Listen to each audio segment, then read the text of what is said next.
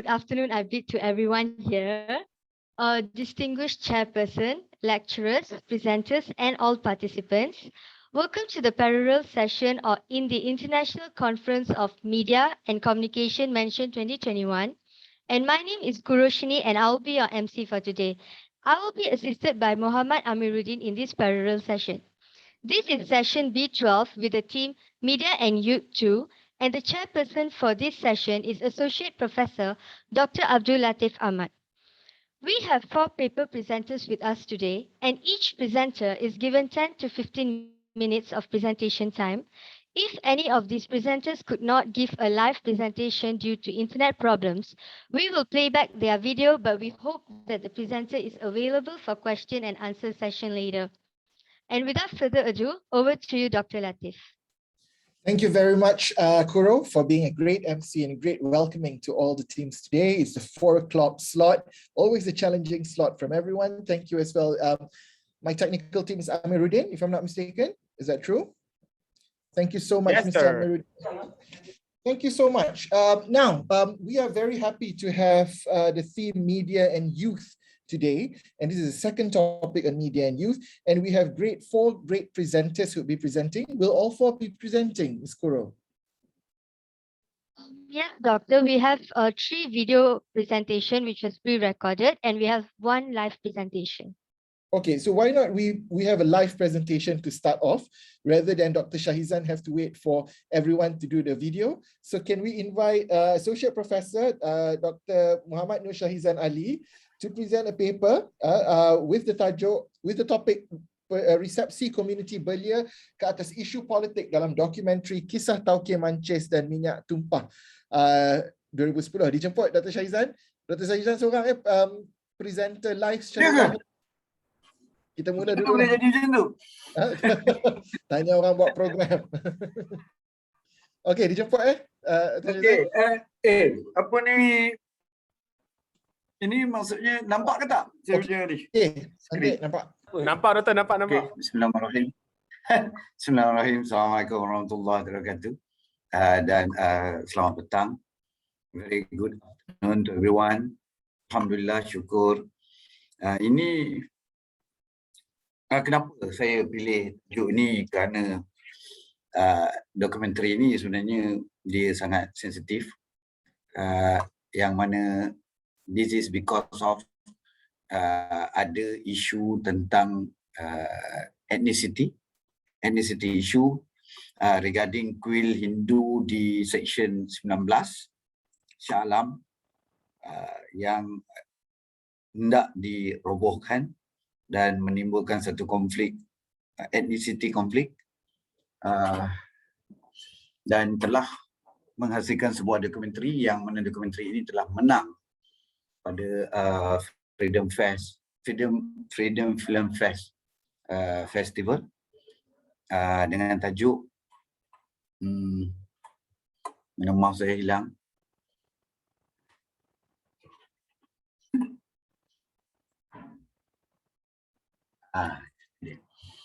Kisah Tauke Mancis dan Minyak Tumpah.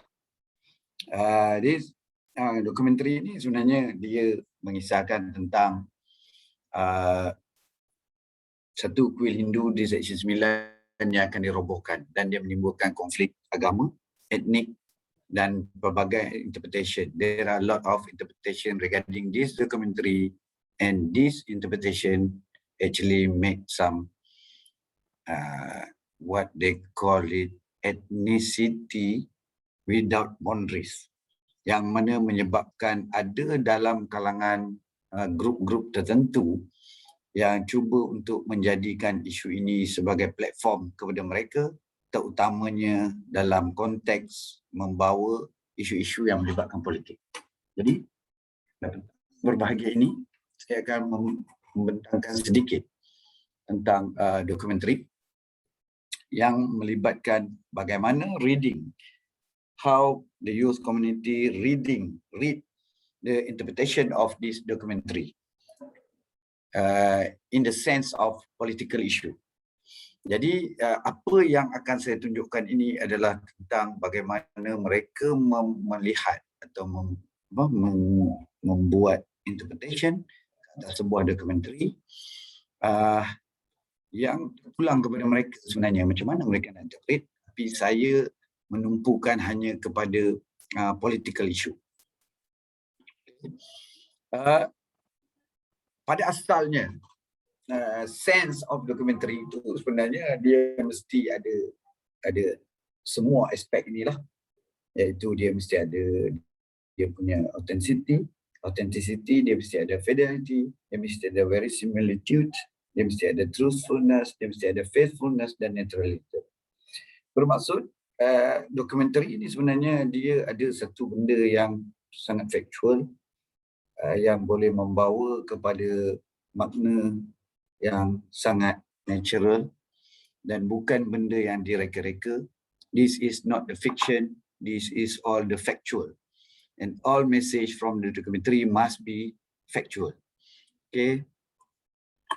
Seterusnya, kenapa saya minat sangat nak berbincang tentang dokumentari? Sebab dalam norma baru, dalam new norm ini, isu-isu yang melibatkan realiti visual ini sangat di depan. Instead kita lihat, kalau dulu, kalau kita nak produce dokumentari, kita mesti ada duit, kita mesti ada company, kita mesti ada macam-macam. Dan kita punya equipment mesti bagus. Tapi hari ini dengan new norm, dengan teknologi yang tak ada boundaries, independent documentary ini boleh keluar anytime dan semua orang, everybody can produce his or her own documentary tanpa perlu mencari modal yang sangat besar. Dan yang paling berbahayanya kerana dokumentari ini sebenarnya dia adalah factual dan dia boleh membawa pelbagai isu dan isunya sangat jelas, berbentuk fakta yang mana boleh diinterpretasikan oleh setiap audiens itu sebagaimana yang mereka mahukan, bukan seperti yang producer itu mahukan. Kenapa saya kata macam tu? Sebab pertama sekali adalah kita belum melihat kepada foundation sebuah interpretation. We have to look into the basic thought ke atas interpretation sebuah visual, yang mana dokumentari itu hanya sebuah penghasilan yang membawa kepada satu visual interpretation, physical factor. Tetapi mental factornya, the construct of the mental construction adalah from the audience. Orang yang menonton itu boleh construct apa yang dia nak construct. Orang yang produce dokumentari itu dia boleh set apa dia nak produce, tapi orang yang lihat tonton dokumentari itu akan construct based on apa saja yang dia nak construct. Jadi apa yang saya tunjukkan di sini, kotak ni kan, kalau nampak kat ni ada kotak-kotak kat segi ni. Ini adalah the producer punya apa? Producer punya hasil. Tetapi yang kotak yang banyak-banyak ni, yang kotak kecil, bulat, bintang-bintang ni semua adalah audien punya hasil. Maksudnya kalau kita send satu kotak, audien boleh interpret macam-macam bentuk yang mereka nak berdasarkan kepada apa sahaja faktor yang mereka rasa lah. Maksudnya okey. Jadi kalau kita lihat dari sudut method research ini, sebenarnya method research ini adalah berpandukan kepada satu model yang dibina oleh Porter, W. James Porter, yang mana dia menceritakan tentang realism, tentang ideologi, tentang praktik culture, tentang technological effect ataupun border of technological restriction. Jadi berdasarkan metodologi ini, maka saya saya gunakan metod ini untuk mengambil atau saya dapatkan satu dokumentari independen, yang mana dokumentari ini sebenarnya sangat sensitif, dan saya kaitkan dia dengan Porter punya indikator ini untuk saya bina satu kajian. Dan ini adalah bagaimana saya memilih sampel itu. sampel itu berdasarkan kepada bagaimana saya menilai semula, saya redevelop psychosocial factor daripada audience based on their experience, education and knowledge from the daripada 90s. Maksudnya remaja ni sebenarnya dia beranak. Remaja ni sebenarnya dia beranak masa tahun 90-an tu. Dia masa tahun 90-an tu dia keluar sampai sekarang, dan configuration mental dia berdasarkan kepada experience, education dia kadang-kadang dia tak tahu pun. Dia tak tahu pun sejarah, dan apa yang dia dapat tu adalah apa yang dia dapat, bukan dia are not facing real experience. That's why dia orang boleh diefekkan oleh apa-apa je saya letakkan sini sebagai gangguan dalam dokumentari itu, menjadikan mereka akan reading, mereka interpret dokumentari itu dalam pelbagai. Dan apa yang lebih penting dalam new norms ini, kerana adanya there are technological factor yang mana dia akan affected kepada budak-budak ni, remaja ni, dan mereka ni sebenarnya mereka adalah IT je, mereka tengok je benda tu YouTube, semua mereka tengok je, dan mereka membuat keputusan based on apa yang mereka lihat pada masa itu. Itu cerita dia. Saya rasa tak tahu betul ke tak. Itu cerita dia. Dan apa yang saya test adalah dari sudut internal factor. Internal factor dia saya divided into 3: narrative, visual itself, and team, visual team. Apa tema yang ada dalam tu, apa-apa indikator. There are some indicator that reflect to certain ethnic. There are some indicator that reflect to certain chronology of life. There are some indicator that reflect to experience. Dan this all indicator will support to the mental configuration. Dan satu lagi saya lihat faktor luaran, itu internet and ethics. There are internet function, there are internet barrier, but there are ethic factor that reflected the use to interpret all the message that they watch from that documentary.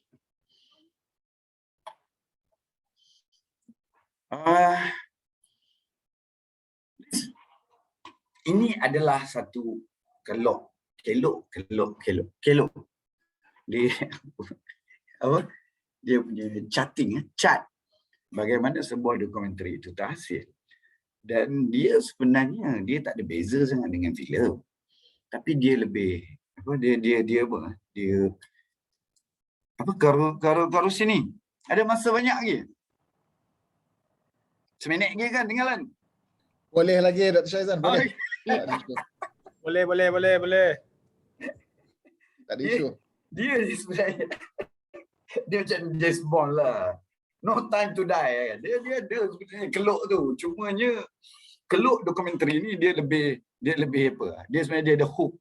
Dan hook itu sebenarnya yang dia yang paling bahaya, sebab dia can hook, function of hook ni dia akan hook orang.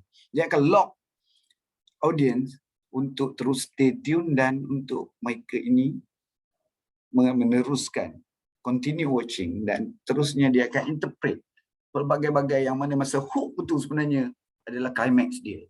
Dia dah develop hooks tu untuk bagi satu instant interpretation untuk prejudisnya audience kepada sesuatu dokumentari yang mereka tengok, terutamanya yang melibatkan independen ni. Jadi dia follow semua rules. Sampel-sampel yang saya test ini, mereka follow semua rule. They are following all the rule of film and fiction film, but in some sense they will interpret it based on whatever they get from their group. Maksudnya di sini apa yang saya test kepada mereka semua benda ini, kepada sampel saya dalam focus group yang melibatkan 3 focus group. There are 3 focus group. Satu focus group tu ada 7 orang, maksudnya 7 kali 3, 21. Dan 3 focus group tu sebenarnya saya bahagikan kepada berdasarkan kepada dia punya strength dia lah. Satu grup adalah saya bagikan kepada grup yang mempunyai highly educated lah. This group 7 orang ni adalah pelajar-pelajar yang memang dia orang dah graduate daripada universiti dalam beberapa bidang. Second group adalah saya ambil grup yang dia orang bekerja. Dia orang working. Dia dah graduate tapi dia bekerja dalam sektor kerajaan. Dan satu grup lagi adalah grup yang masih yang belajar tapi sampai setakat level education level dia sampai SPM saja, tapi semua mereka ini tinggal di Putrajaya.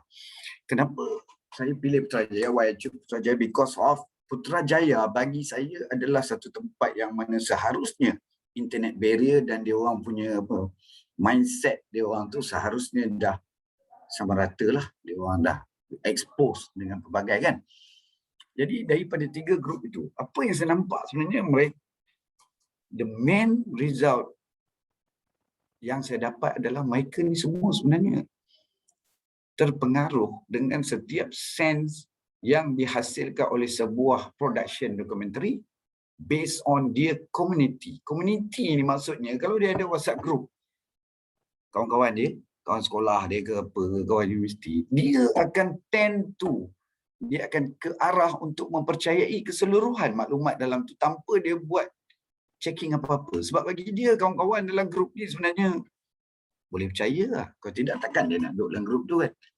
Sebab dia boleh percaya, itulah yang menjadikan dia terima je. Dan dia orang ni akan mencipta pelbagai justification, pelbagai perkara lah tentang isu-isu politik yang melibatkan sebuah dokumentari dan mereka akan berbincang. Dan decision yang mereka buat adalah based on apa yang mereka lihat di sekeliling mereka itu saja.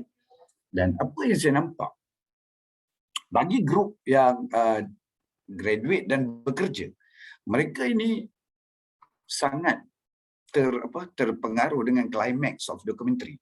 Because bagi mereka, apa saja yang ditonjolkan dalam hooks tu, dalam hook dokumentari, apa saja yang ditonjolkan di situ bagi mereka itu adalah tujuan producer untuk untuk macam dah projek, untuk configure mental dia orang supaya dia orang ni rasa macam kita kena percaya bahawa ini adalah pergaduhan atau ini adalah menunjukkan ketidakseimbangan politik dalam negara. Jadi itu yang mereka fikir tanpa mereka melihat kepada keseluruhan dokumentari itu.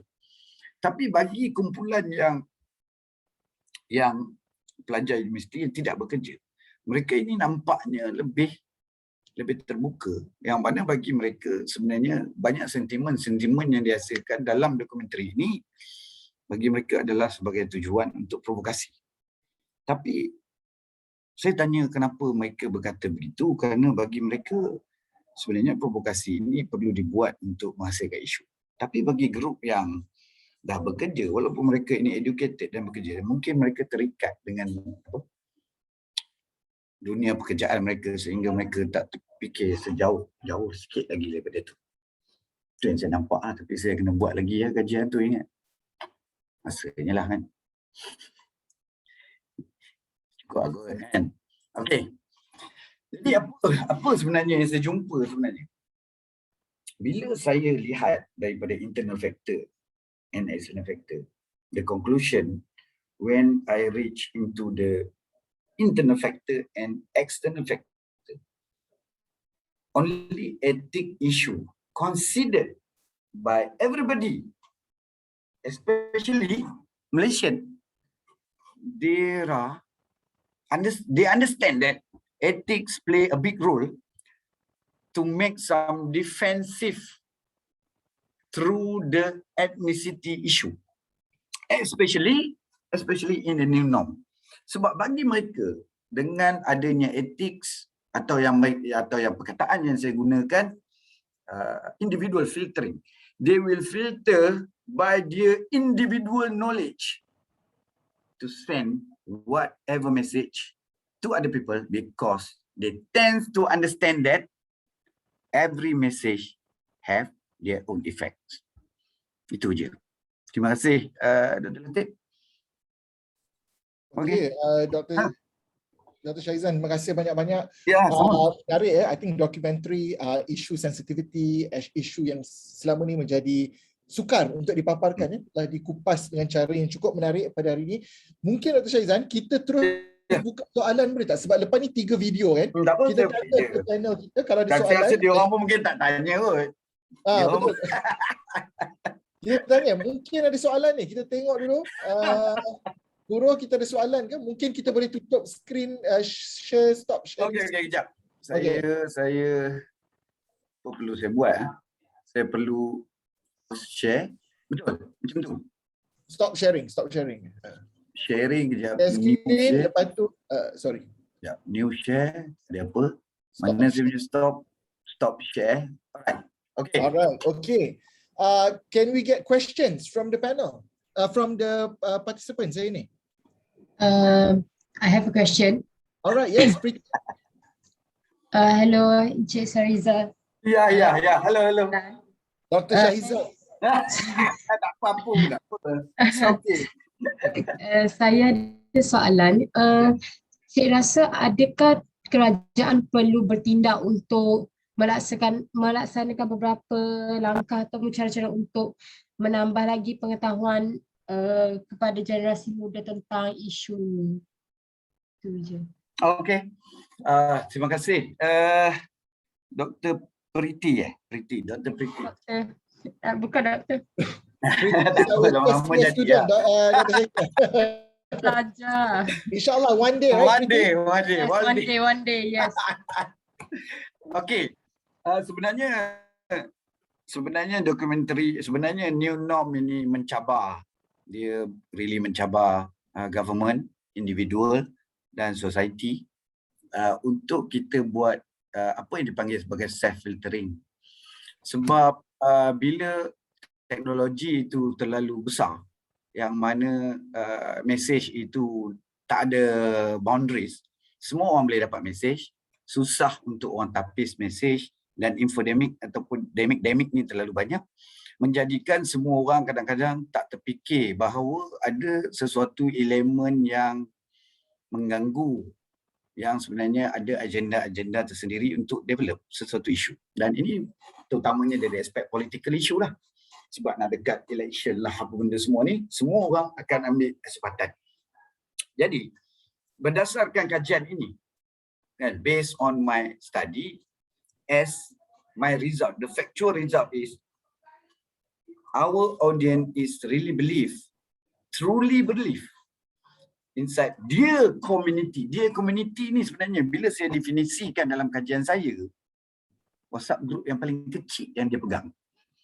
Maksudnya bukan WhatsApp group yang ada 180 orang, tapi mungkin WhatsApp group tu ada 10, 15 atau maksimum 20 orang je. Lepas tu orang yang paling rapat dengan dia. Maksudnya di sini, bila dia stay dalam satu grup, WhatsApp group yang sangat rapat dengan dia, dia rasa ada intimate. Dan intimation itu yang menjadikan dia believe ke semua benda yang melibatkan apa saja maklumat dalam intimation itu. Dan government tak ada cara untuk nak halang orang daripada membuat WhatsApp group. Instead, orang pula ada tendensi untuk memberanakkan WhatsApp group dia. Contoh kalau WhatsApp group kelas, dia akan pecah pula lelaki sahaja, perempuan sahaja.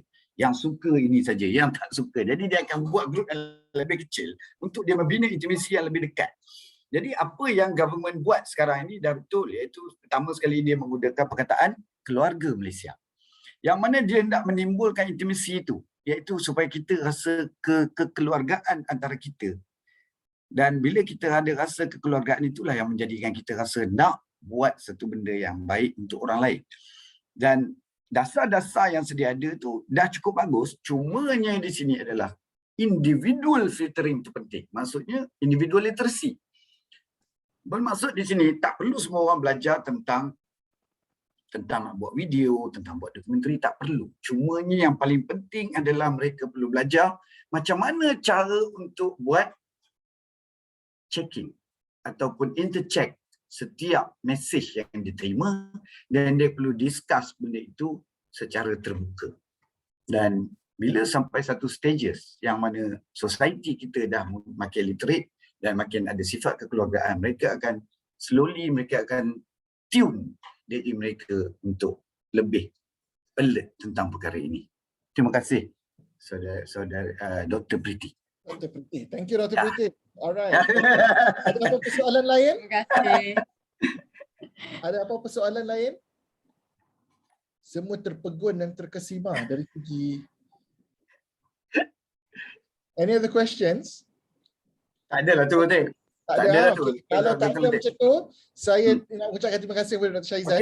Okay, Dr. Shahizan. Dr. Shahizan, you can stay if you want. Mungkin untuk sesi seterusnya kita akan ada 3 tayangan video back to back terus. Boleh tak, Ameng? Ameng?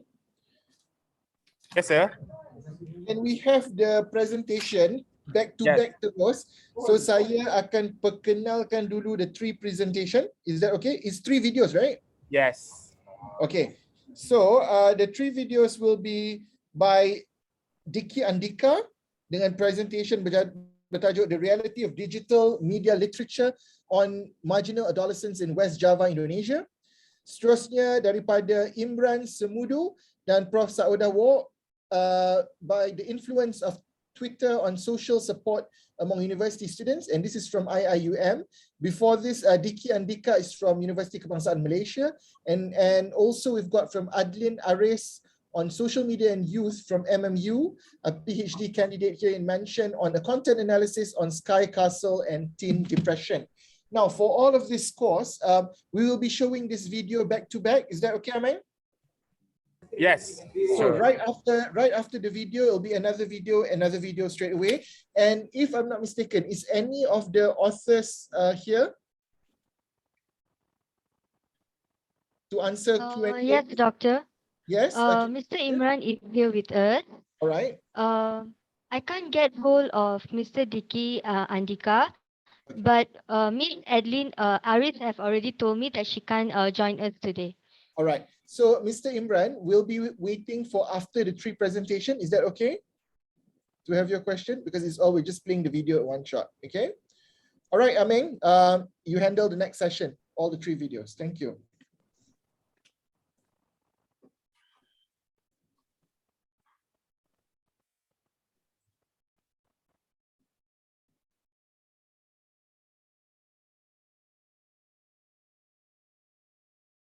We can't hear the volume.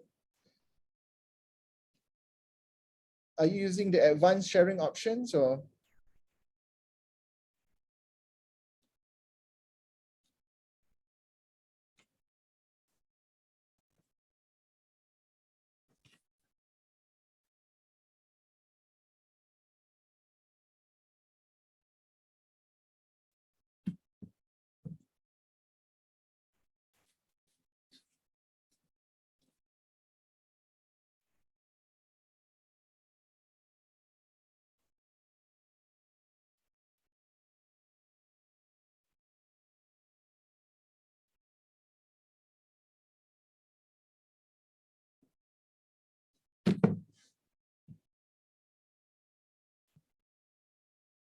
Technical team, okay?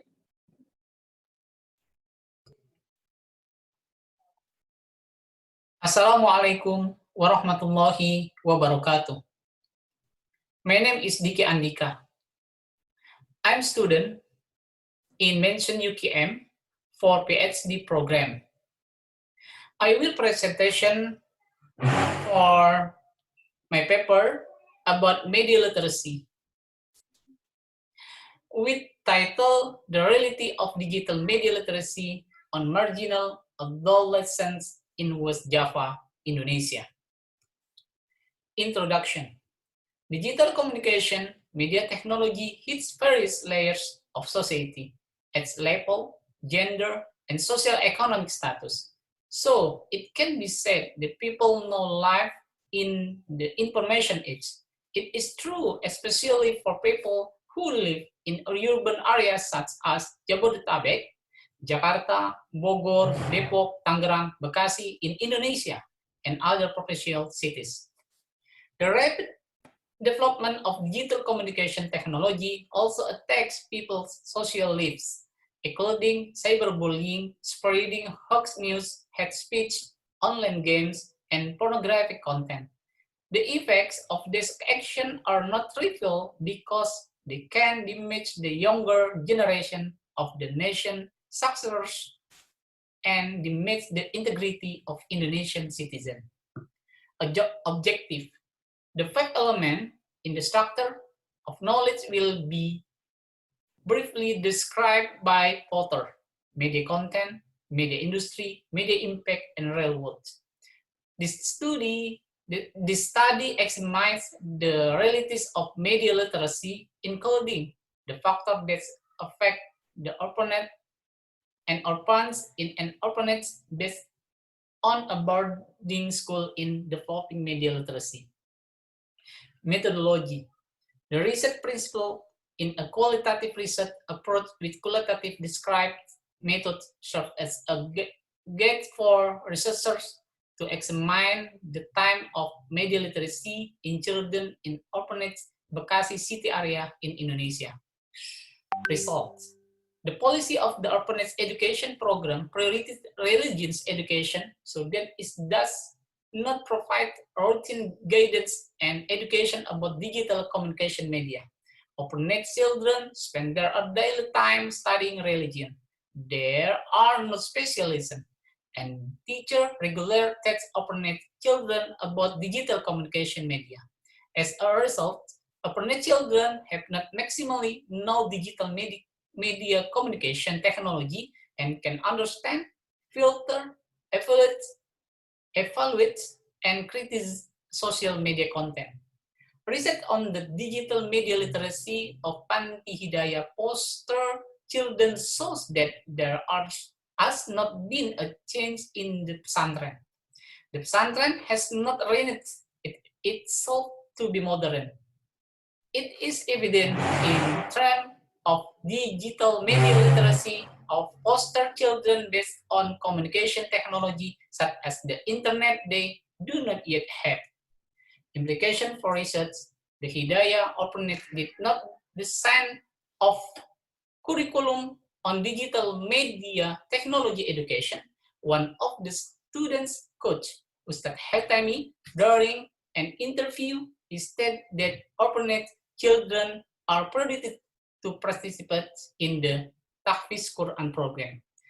Children are not allowed to have or bring cell phone to the dormitory, so it intentionally limits the interaction of orphanage children to the internet to focus on memorizing the Quran. The policy of the orphanage education program prioritizes religious education so that it does not provide written guidance and education about digital communication media. Thank you.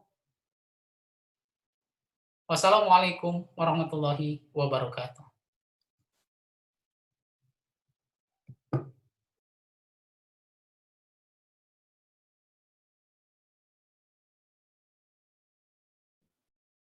Thank you very much, Mr. Diki Andika, and all the best with your PhD studies.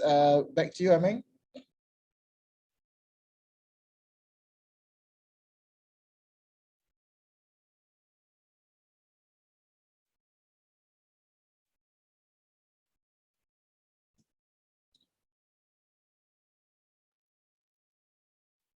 And this is a presentation by Mr. Imran Smudu, is it? Or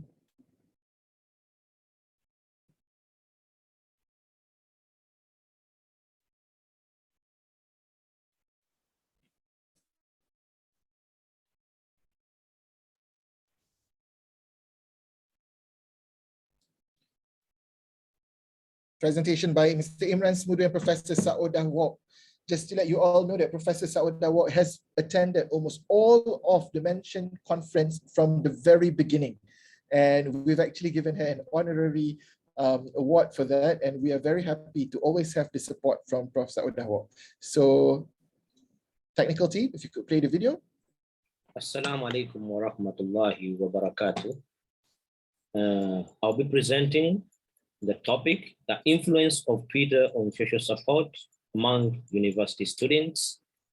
And I'm Semudu Imran with my co-author, Prof. Saodah Wok. a problem statement.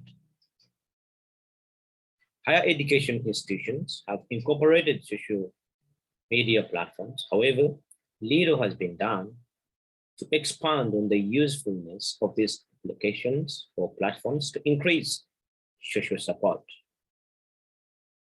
Recent studies on new media have expressed how students are so active on social media, although few have explored social support on these applications, especially Twitter. What are the research objectives?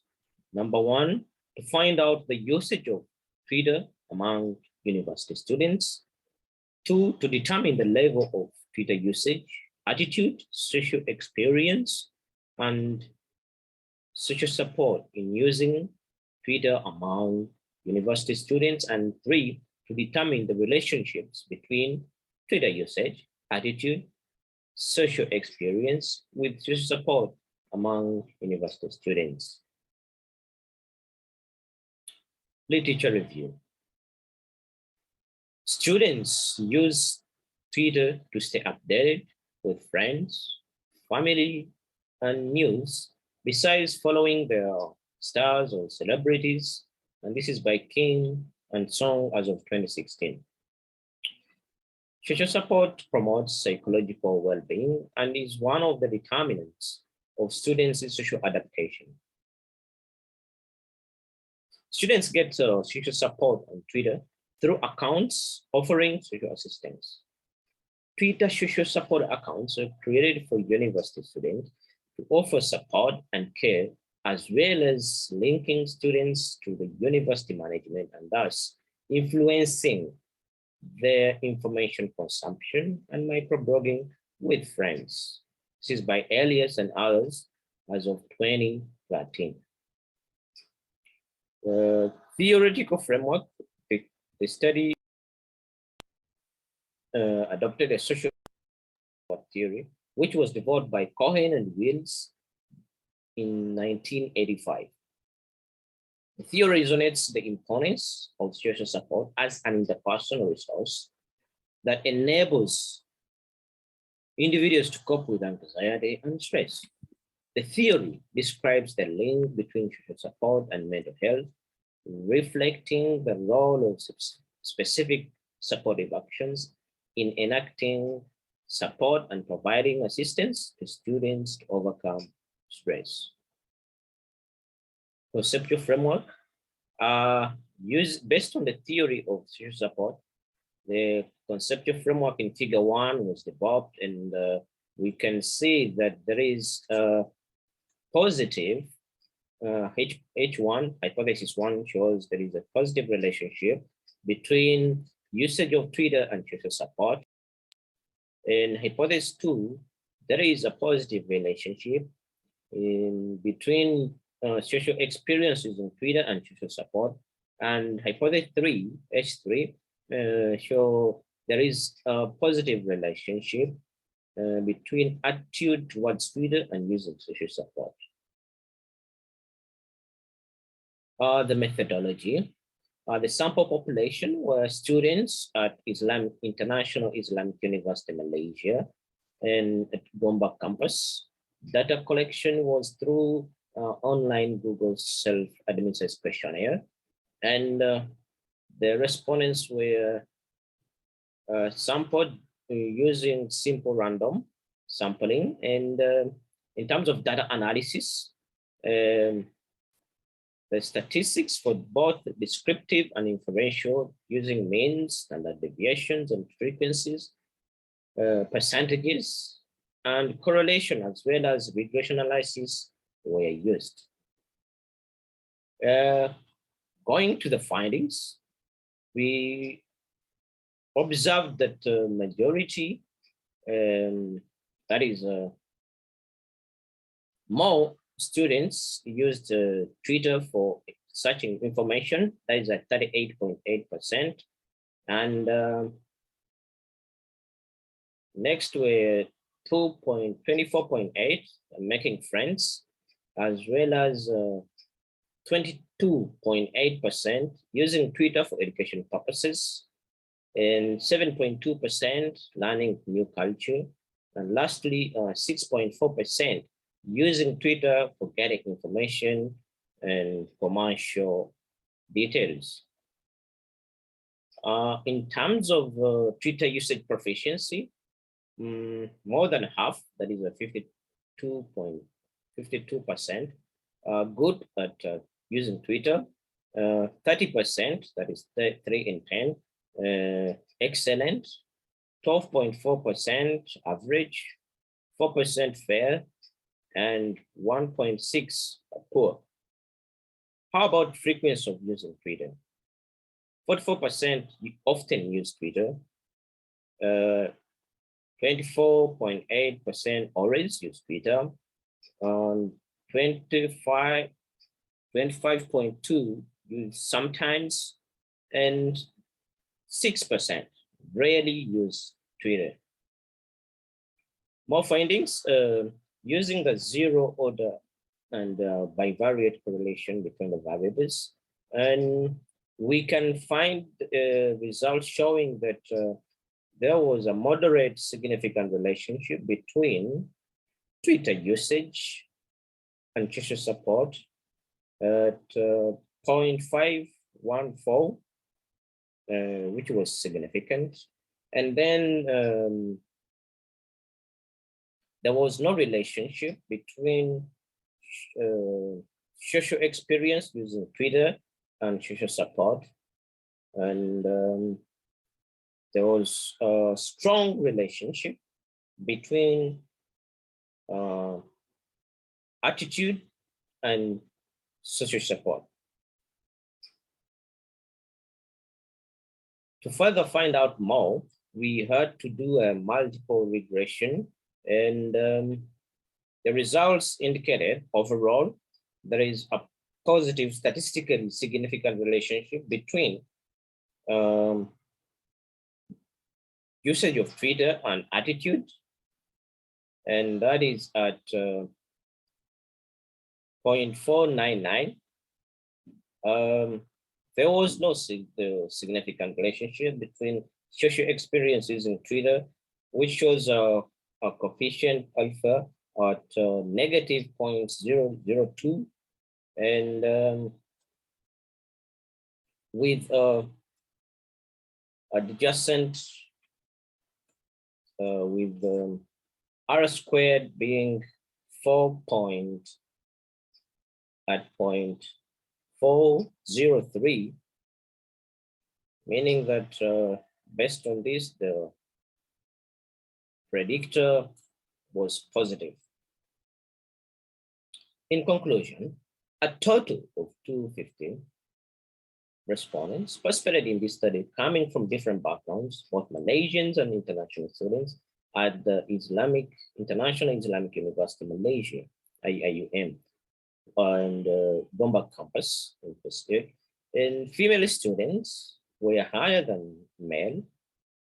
And in addition, almost all of them were doing degree and in their second year. Overall, students regarded highly of Twitter in acquiring social support. And attitude towards Twitter is the best predictor for social support. Thank you very much. Terima kasih.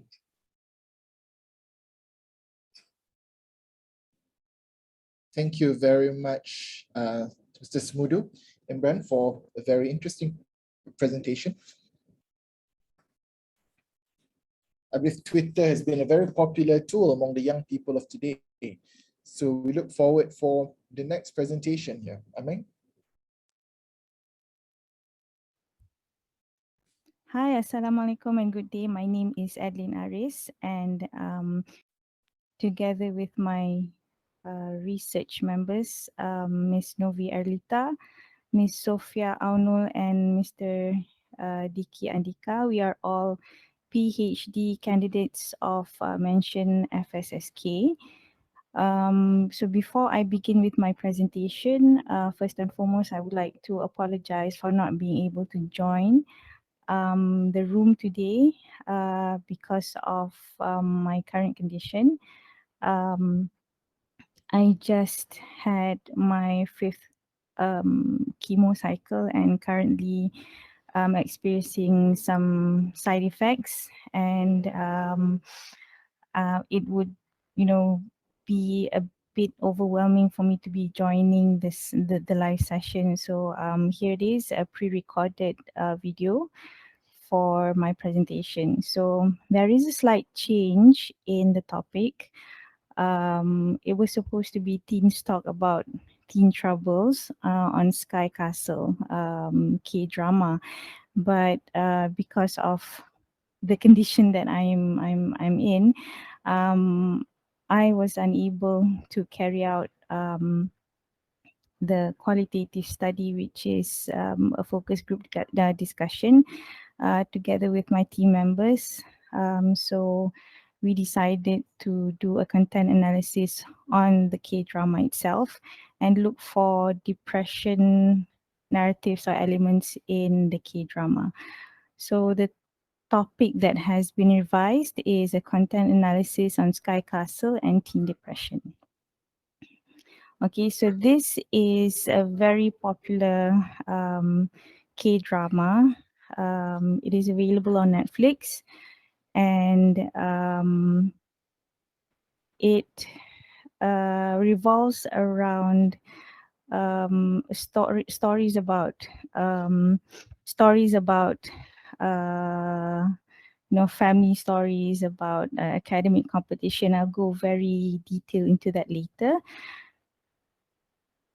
Okay, so this is the synopsis of the K-drama. It is available on Netflix, as I mentioned earlier. It is rated 13 plus, so yes, teenagers can watch it. It was released on 23rd November 2018 until 1st February 2019 in Korea. So basically, it follows the lives of 4 women, namely Han Seo-jin, Yi Soo-im, No Sung-hae, and Jin Jin-hee.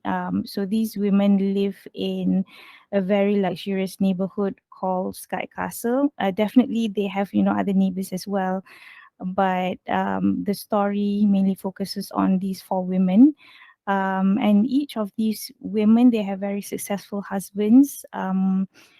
Like Miss Han, her husband is surgeon. Miss Jin also, her husband is a surgeon, and both of them work together under the same department at the same hospital, university hospital. Miss Lee, yes, her husband is also a surgeon. 3 of them are colleagues. And Miss No, her husband is a professor, a law professor at a local university as well, an established university in, around the area. So these 4 women, they try to make their husbands compete with each other as well. Not only the women compete with each other in terms of bringing up and raising their children, but also they pressure their husbands into making more money and becoming more successful. So on a personal level, I could relate this to the Malaysian culture as well, where we see, it's very competitive, in a cultural setting. We can see that some people compete with each other by being more successful, by measuring, who has the biggest house, who has the most expensive car, who has the most intelligent daughter or son, going to which university, etc., etc. So I would say it is culturally similar to Malaysia, especially when it comes to the competitive education system, where we can see, this is normal. We cannot deny the fact that some mothers, they would be very proud with their, children's success. Like, oh, my kid got 5A, 6A for the UPSR, and then, they upload it on social media, and portraying to be that good mother, that proud mother. So this is basically it. This is basically what happens in Sky Castle.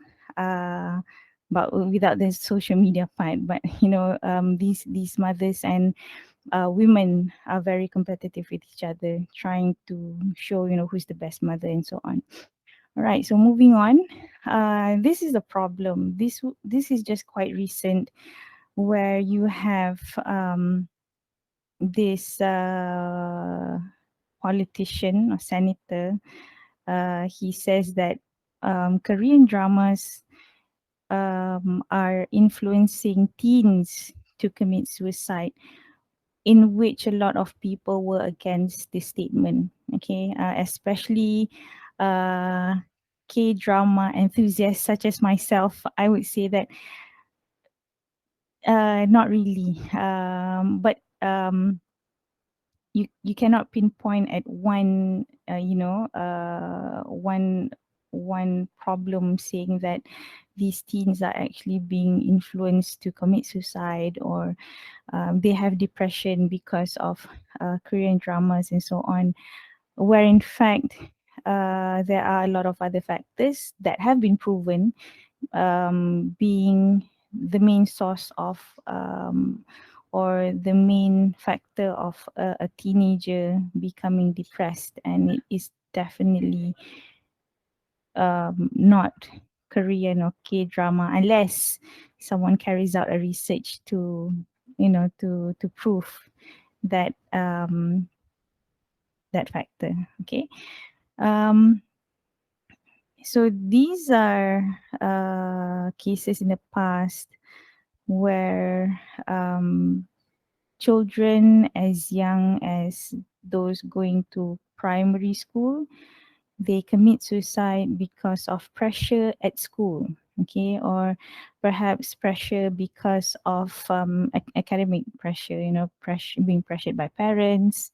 They want their kids to score, to become straight A students.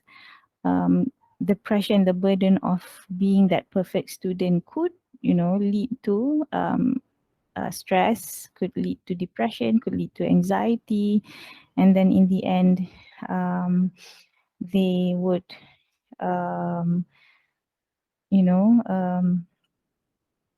choose suicide as a way out of depression.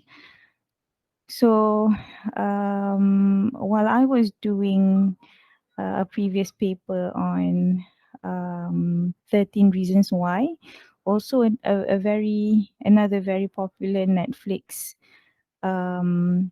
series related to depression, anxiety, and mental health in general. So in the US, especially, TV series have long been discussing about depression and mental illness or mental health issues, such as in series like One Day at a Time, 13 Reasons Why, This Is Us, Crazy Ex-Girlfriend, to name a few. There was a random online survey conducted by BuzzFeed through Twitter, and it is an informal survey lah. Okay, so they did this survey and found out that they discovered 16 TV series that handle issues surrounding mental health, and instead of becoming an influence to people, to teens committing suicide, it actually helped a lot of young people to open up about the mental illness that they are going through, perhaps diagnosed or undiagnosed. But it encourages the young people to talk about their depression, to talk about suicide, to get help, and so on. So literature shows that TV dramas or TV series don't necessarily become an influence, but they can also become a savior to these young people, because they know where to get help, how to get help, what kind of things to avoid, how to approach their parents, to talk about depression, and so on. Okay, so what is the objective of the research? As I mentioned earlier, this research was supposed to be carried out by doing a focus group to study, teens, to ask the teens how do they relate to academic pressure when they watch Sky Castle. But because of some of on my part, we had to change it to an analysis. So we decided to study depression narratives and elements in Sky Castle that could lead to teen depression. So we looked only into the content. And what did we look into? The season 1, there's only one season, okay, episodes 1, 14 and 15. Why 1, 14 and 15? Because in episode 1, it mainly focuses on the parents. It's an introduction to the parents. Who are these parents? Why are they competitive? What do they do to compete with each other? What kind of methods do they do to make their children, become competitive and so on? And in episode 14 and 15, the competition between the teens heightened because in the story, some of their kids go to the same school. So some kids, they don't really want to compete because they just feel that it's overwhelming to be competing with it's just overwhelming to be competitive. And one of the children who is the main character, she is very, very competitive, and she is the number one student in the school, the entire school. So we'll get that. We'll get to that in the next slide. Okay, so we mainly look at Kang Yiseo. She is one of the surgeon's daughter. So Miss Kang, her father is a surgeon. Her grandfather is a surgeon. So this puts a lot of pressure on her being the first child in the family. So they want a third generation doctor in the family. So she's pressured into being first in everything. Kim Hena is actually her sister by blood, because the father had actually been married previously, but this daughter was kept a secret. So the entire drama actually sees a lot of conflict, especially in terms of family. But our analysis looks at the academic competition, which leads to depression, anxiety, and other, mental health issues and mental illness. So the highlight of the drama entirely is on academic competition, where you can see a lot of scenes with pressure from parents and peers and academic coach. So this visual right here on the on the right of your screen is a picture of Miss Kang and her academic coach. So in Korea, high school students are coached, especially in this case, in this drama, where the elites look for or hire an academic coach for the kids to train them. Like in Malaysia, we have tuition and all that, or perhaps, private tutors. But this is an academic coach. So her name is Coach Kim. She coaches Miss Kang into who should she learn with which teacher for which subject. So Coach Kim actually arranges and organizes the academic pathway of Miss Kang, so that she could get into top medical schools in Korea. So coming back to Miss Kang and Miss Kim, both of them are actually rivals. They're classmates. It was only later that it was revealed that they're both actually sisters by blood. And because of this academic pressure, it finally led to murder, which was instigated by Coach Kim. Miss Kang and her mother didn't know about this until much later in the end. However, the elements that we look into are especially the culture in Korea on how parents, to what limit, you know, parents would do to get their kids into top schools. And this coach also actually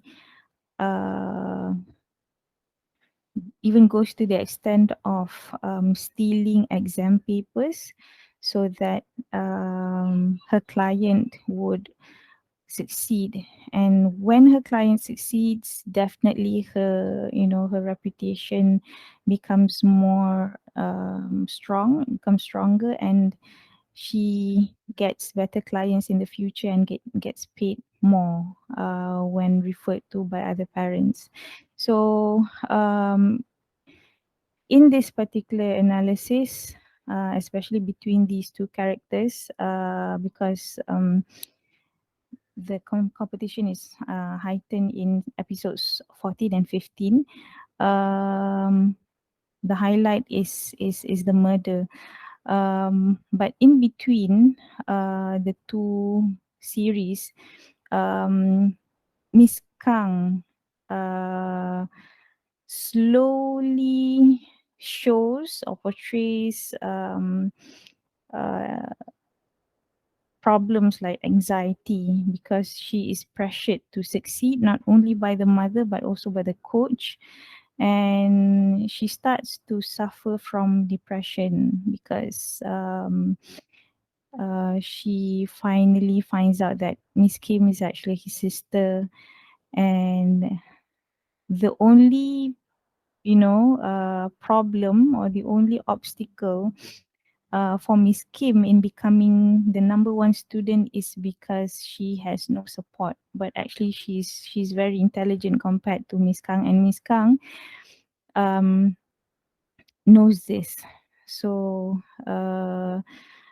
because, you know, Miss Kang has comes from a very prestigious family, so she has the upper hand of having, you know, for instance, a coach to help her with her exams, while Miss Kim, the secret daughter, has no help.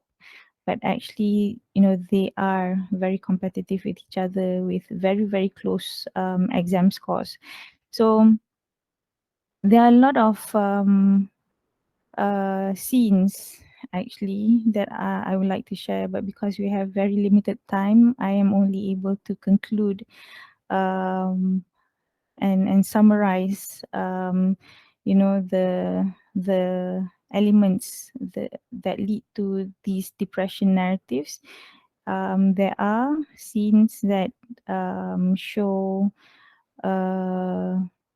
you know, symptoms of depression and anxiety, but there's actually, if we are looking or talking only about these two characters, there are no apparent scenes that show suicide. And in some Korean dramas, if you are a K-drama enthusiast, you would be familiar with how they produce these dramas, you know, especially when it involves showing weapons. They will blur out the knife, for example. So they are very, very careful with how they produce a scene where they come up with scenes, because they know that they have this audience from the younger group of people. Okay, so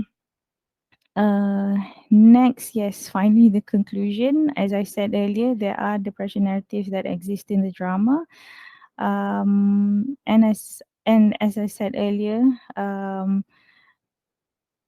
it would have been better if we were able to carry out focus group discussions with the Malaysian teens in Malaysia on my part, and my 3 other team members, they're from Indonesia. We had actually planned to involve Indonesian students for feedback when they watch Sky Castle. So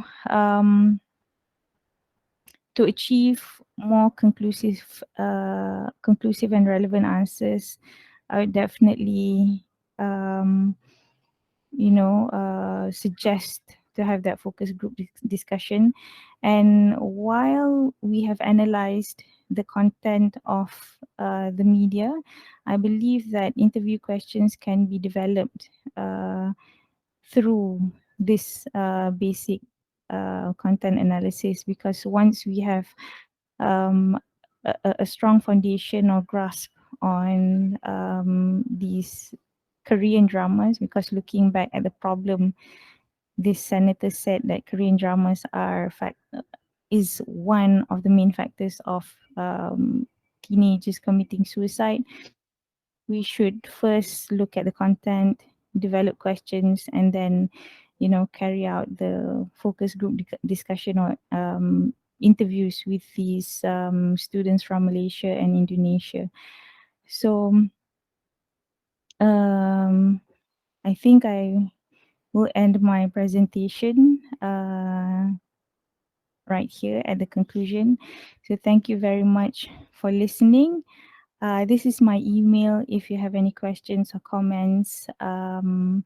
And I would like to apologize in advance for any shortcomings, slip of the tongue. We cancer patients call ourselves having chemo brain.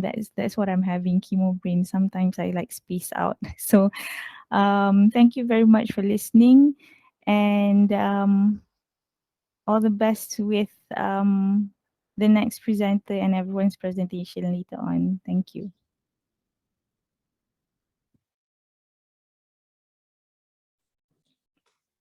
Thank you very, very much, Adeline. We wish you well. We value your spirit, and we wish you well, and we are honored for you to allocate some time to present as well for today's conference. And thank you to all the representatives and all the presenters for today's session. Kuro, do we have one of the presenters here today, if I'm not mistaken, aside from Dr. Shahizan? Yeah. Mr. Imran. We have Mr. Imran here, yeah. Hi, Mr. Imran. Is it possible if you could showcase your video or?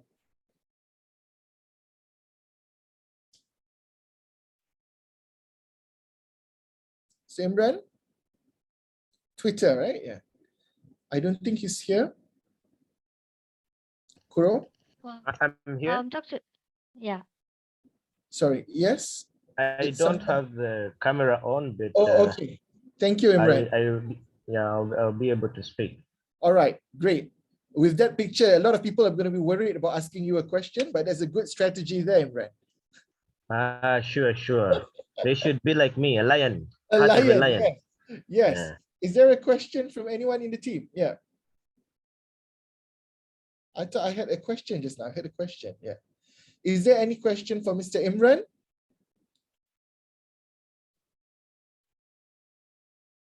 Mr. Imran, Twitter, what do you think of the Malaysian Twitter scene, in your opinion? Thank you very much, and to the other presenters.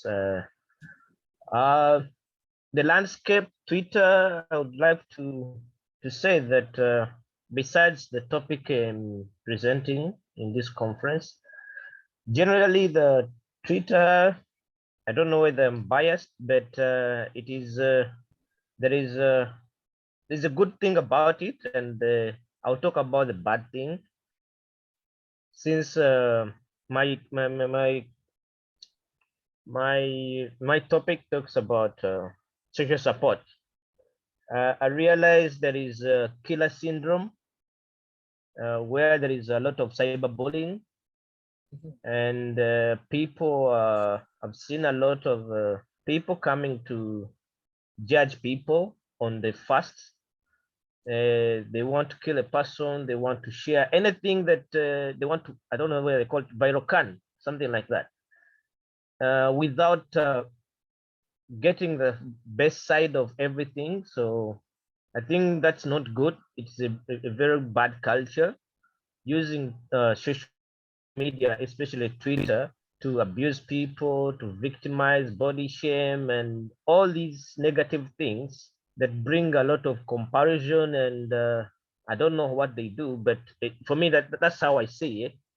That's all I can say on the bad side. But overall, it's really good, just like anywhere.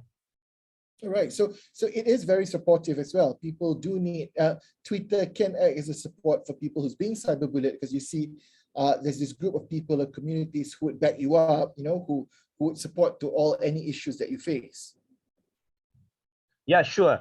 That brings me to the topic. That brings me to the social support, because most students all there is that tendency of closing up social media because they don't feel they are good enough, and they are not falling in the majority, or they are beautiful, or they are academicians. They don't post their own things. Yeah. And all that fear brings that other group of people that bring social support. So when you go to Twitter, you'll find those people that are being supportive more than your family, more than anyone. So someone who will like or retweet or drop a random comment that is supportive of what you're doing, or anything to give you support. So basically, that's the good side of Twitter after being cyberbullied or anything that is negative that we always see on social media, especially Twitter. Yeah, so is it actually an outlet for you to find support? Yeah, so for for people, this is a way of actually getting those kinds of support from the community out there, that you know that you're not alone in dealing a certain issue. Yeah.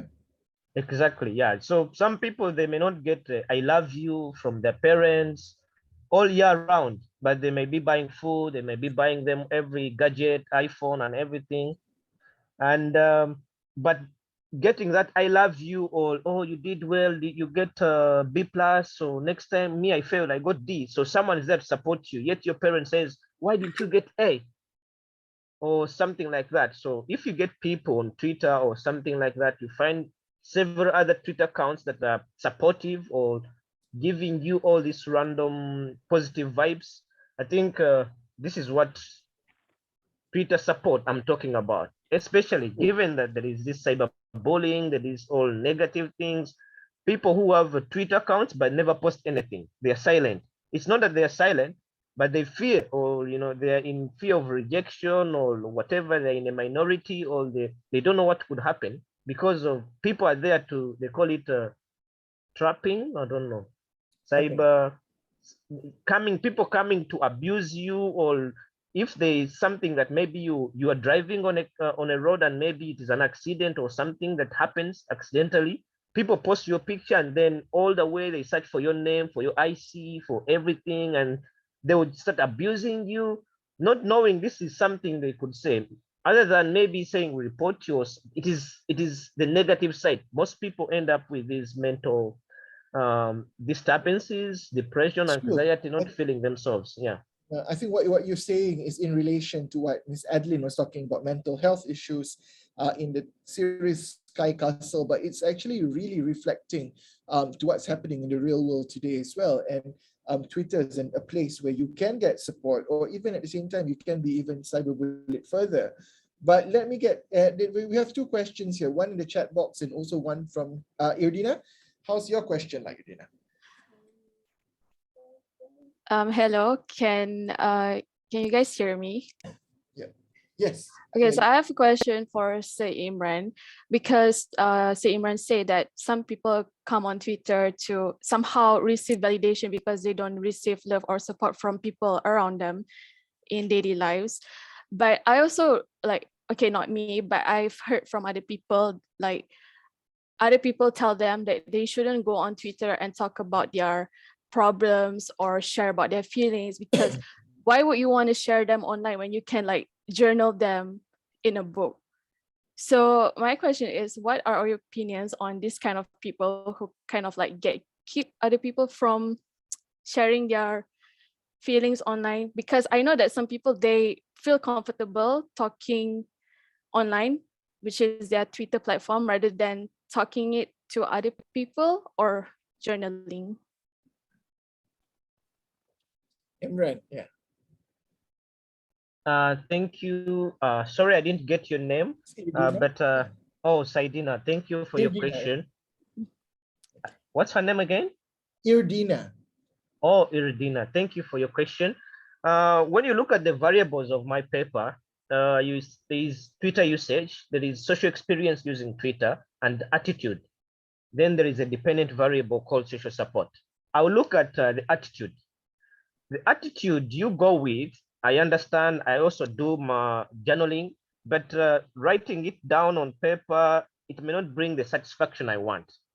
But when I go with the big attitude that maybe there is someone else there who may be facing or something, or my friends who are following me or whom I follow, they may be interested in this kind of attitude. Maybe they are facing the same scenario or same situation. And if I put it out there, tweet it, because this is my platform, I can do whatever I want in the actual sense. That's why on Twitter they say, what's happening? What's on your mind? So you tweet something is on your mind. Like we said previously, that there is this cyberbullying, or there is another theory that talks about spiral of silence, where the majority media portrays opinions of the majority, and the opinions of the minority are not put up front. So this is what happens in real life. You watch other people, celebrities or different people, or anyone that are verified, or those who have a lot of followers, doing certain things that you may think okay or something like that, or you're doing the same, and you think that is the best. Yet alone, you may have little successes or little advancements in your life, or you did your own run at home, you did everything, any other thing positive, and the attitude you use is very important when you're either journaling or putting it out there. But the important thing here I want to bring forward is the support. We might expect to get support when we put something on Twitter, or our friends or anyone. It goes off our heart, that especially if it's a negative thing or if it's a good thing, you want to share. If it's something very hurtful or strong on your side, for example, our sister has just presented a paper, but before that she told us about her chemo and how she's strong. Our chairman for the session has been very good and has given her all the support. Imagine if she didn't tell us, she would just keep it within herself and nobody would know, or she may not get the support. But hearing good words from anyone, oh, please, may Allah ease every situation, you'll be all right, you are strong, go on. All that is good social support that you get from people. Than maybe if you wrote it down that today was my second day of chemo or something like that. I hope I'm clear enough. May I add a little bit more question? Yeah. Sure. Okay, sure.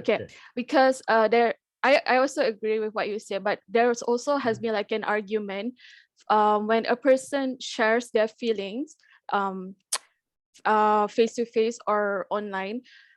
And for example, if the person is in a sad state, so the person who reads the person's tweets may get affected by the tweet. So what is your take on that? What is your view on that?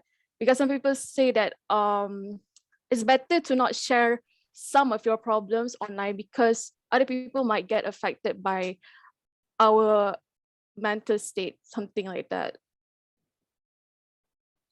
Thank you, Sister Ridina. To answer that, I think it goes back to attitude. Always in life, you should be having the positive attitude.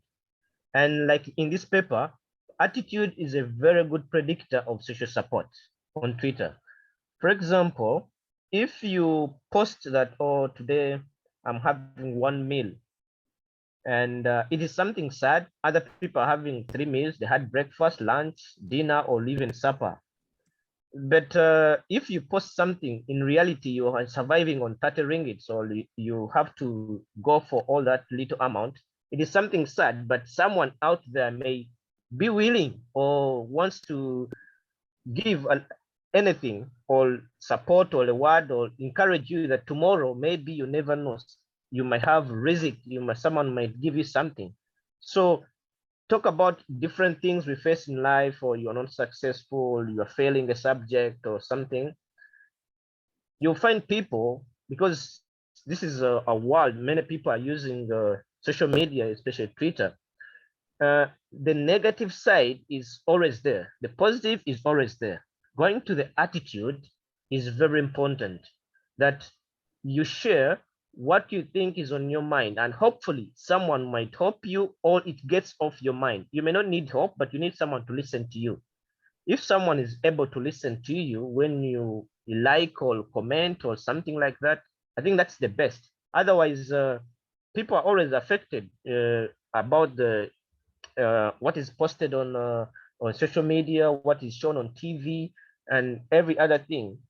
So the debate is there, like people who have gone through the same thing. If they see you posting something they have gone through, it may bring maybe trauma, but you can't do anything.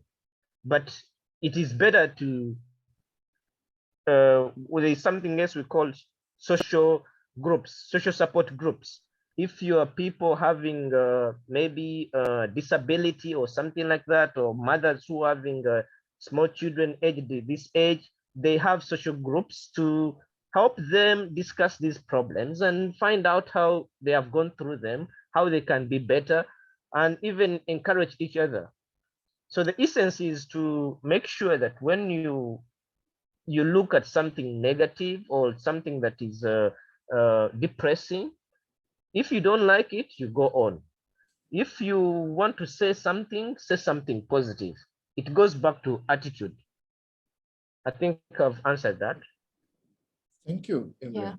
Thank you Irina? very much. Thank you very much. It's just nice. I just see the irony. The cat is talking to the lion, in this matter. So it's quite interesting. But Imran, I have to tell you this. When I was listening to your explanation, it was like I was on a Spotify podcast.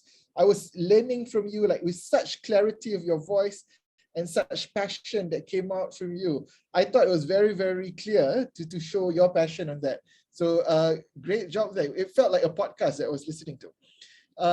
Just to share with you one more Thank question. you. Yeah, one more question is from Farzana, and I'm not sure if you're familiar with what cancel culture is on Twitter. Is it relevant? Yeah, I can see the question from Fazana. Yeah. Yes, I appreciate that there's this culture. I think it's the culture I described before when I was Yeah. beginning. The cancel culture or the cyberbullying. It's relevant, and of course, I would say it in an Islamic perspective. If you see your brother, your sister is not praying at home, Islam tells us talk about it or do something about it. So cancel culture in a good way is good. If there is something that is endangering society on a big scale, however much it is an opinion of a certain person who has put it out there, it is good. But let me talk about the bad side of cancel culture. That people are not given a voice, or they may, like I said, you may be in a restaurant and then someone gets a problem, and then people will look at their race or how they are dressed. Are they having free hair, or are they? So they might cancel. They'll post something, oh, this person is like this. Then they will cancel. Or maybe a restaurant, something happened, and maybe McDonald's or maybe any coffee shop or startup, and something happened, or maybe a mistake. And then someone will post that, oh, I found a lizard in my coffee. Yeah. And then posts on Facebook or Twitter, and then the other person, oh, this and this, I don't like that coffee, or don't do this, without giving a person a chance. and they bombard that person. At the end of the day, maybe the business goes down, people are not liking it, or without giving the people a chance. But if it is something that goes on and on and on, and something endangering society, of course we have, I like abiding by rules. You go to police, you talk to elders or religious leaders, than cyberbullying or cancel culture someone in a very problematic way that they feel bad about something. Especially people will, uh, a lot of bad things happen, and then people will come and gang on you or your account. And in most cases, such accounts are at the end of the day closed or suspended, or people leave, the victims are leaving those accounts. I don't know where people find the happiness in the cancel culture, especially in the negative way. But if we see something, cancel culture should be a little soft, not so hard. I support it's relevant if it is soft. You tell brother, this is not how you do something. Brother, this is not how you do. It is cancel. You tell, and then they repeat it or something like that. Even if it is a teacher in class, they will we have this cancel culture in life. You come late first time, they say okay. Second time they will say, if you come next class 5 minutes, you not come. Then at the end of the day, they'll say, this boy is always coming late, and I think I will tell other lecturers to be aware of him, or give him a chance to talk to him what is happening. So that could be the soft part of cancel culture. But then the hard part is when people are so abusive, they are so judgmental. And I appreciate, in a nutshell, I appreciate that cancel culture is there. And like we see a lot of celebrities have died when people are not maybe liking, they say, oh, we don't like your music, or you say this, anything cancel culture that has caused all these celebrities that we admire go into drug use and abuse, and then end of the day die. This is part of the bad side of cancel culture, because someone else is giving them all the bad attitude or bad words, instead of saying, oh, do better, or you'll do, continue working, you better, you give another music or another film, or you play better football or badminton, anything like that. So we who are here should look at cancel culture as something bad, something that we should be soft on, not very hard, looking at other people and giving them a chance before we entirely cancel them. Thank you. Thank you, Imran. I think everyone deserves an opportunity. Fazana, was that a good answer for you?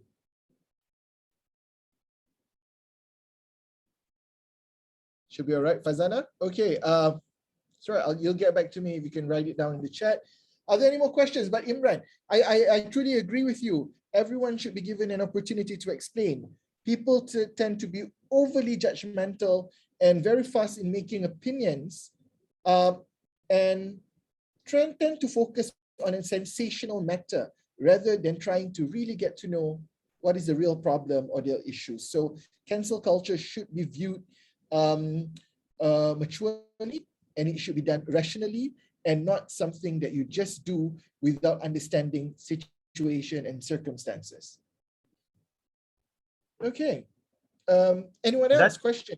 Yeah, I agree with you. That's very true. And we don't have, we are judging and throwing stones, yet we live in glass house. Next day it is someone else, it is your parent, or people abusing politicians. Sometimes we don't know, but the gang culture, because what we give out is usually what is within us. Yeah, true. So we have to be rational. We have to, if it's not something good, don't join. Maybe others will join, just skip it, go somewhere else, or talk about the bad side of cancel culture, tell your friends, and then it's not a good culture, because at the end of the day, people are alone and they feel this. Even politicians, our parents, we go back and people are talking bad about us, they're canceling, maybe it is a business, later you cannot feed your children, or anything like that, or you start a business and people it has its consequences. It goes beyond than just canceling someone out. It will affect a person's life. It will change a person's life entirely, and it's not necessarily for the truth in that matter, isn't it? Yeah. exactly. And this brings to the better use of Twitter or someone. Please, you can, before counseling someone, you might observe something is going wrong, someone is dressing indecently or anything like that, and then your part is to report. Yeah. Report to the relevant authorities and do anything. I think it's very important for people to know what is their civic engagement, participatory level in society as well, because what they do, what you forward, what you retweet, what you cancel, it's very important. Is that it has its effect. It's not just something that you do for fun, but when you retweet something, you cyberbully someone, when you do all that, it has an effect on other people's life, and that's such an important factor to know. Nur Farzana has just answered. It's really interesting to know Sir Imran's opinion about cancel culture. So thank you so much, Imran, on that opinion. Are there any other questions? Kuro, are we up for time already? I think if we have any more questions, we can still go with it. But if there's no more, we can end the session. All right. Okay. So if there's no more question, I would like to say thank you to Associate Professor Dr. Shahizan, Mr. Imran, and also do send our regards to Prof. Saudahwo, your great supervisor as well. Definitely one of our iconic professors in Malaysia, communication professors in Malaysia. To Adeline as well, our prayers are with you as well. Doa for you to get, to get well soon as well. And also to Diki for presenting from Indonesia, I assume, yeah? So thank you, everyone. Can we get, I know it's 5:40 p.m. and I think we're among the last groups to be finishing, but can we have a group photo for everyone to commemorate, and we'll remember you with that lion picture, Mr. Imran.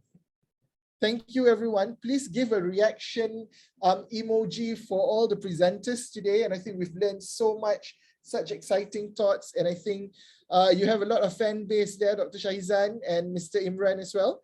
And let's hope for better things from your research as well. If we could have everyone switch on their camera and let's take a picture, guys. All right, ready, guys? In one, we're gonna take a picture now. In 1, 2, 3, say cheese. Amen. Can you please make sure everyone is on first before everyone says cheese? Everyone can open your camera. Everyone, I want to see your beautiful face. Come on, everyone. Let's do this. Malu. Okay lah. Malu. All right, everyone.